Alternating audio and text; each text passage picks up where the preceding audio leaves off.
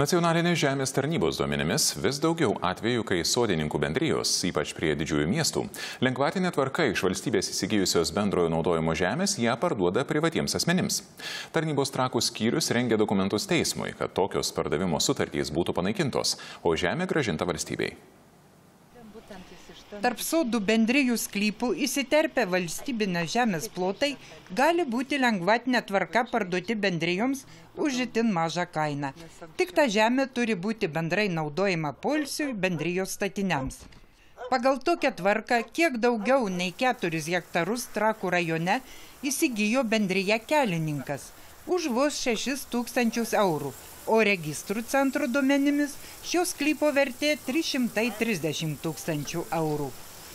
Netrukus didžiąją šios sklypo dalį bendrija pardavė 15 savo narių. Kaip čia jūs nusipirko tos sklypus, žodžiu? Visi dokumentai yra visi dokumentai, niekokie. Ilgametis šios sodininkų bendrijos pirmininkas sako, nieko blogo nepadaręs. Kai vienas turi dokumentą, už kiek jis pirko. Viskas normaliai, čia niekokie nėra.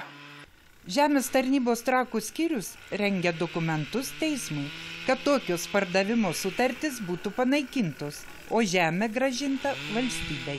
Šiuo atveju tai žemė grįžtų į valstybės ir būtų valstybės jau nuosavybė, kadangi, kaip ir minėjom, tai šiuo atveju gaunasi, kad sandoris sudarytas apgaulės būdu ir sodininkų bendrijai minėta žemė nėra reikalinga, kadangi perleista privatiem asmenim. Žemės tarnybos teigimu, bendro naudojimo žemė pastaruoju metu perkama itin intensyviai, nes lengvatinė tvarka pratęsta iki kitų metų gegužės.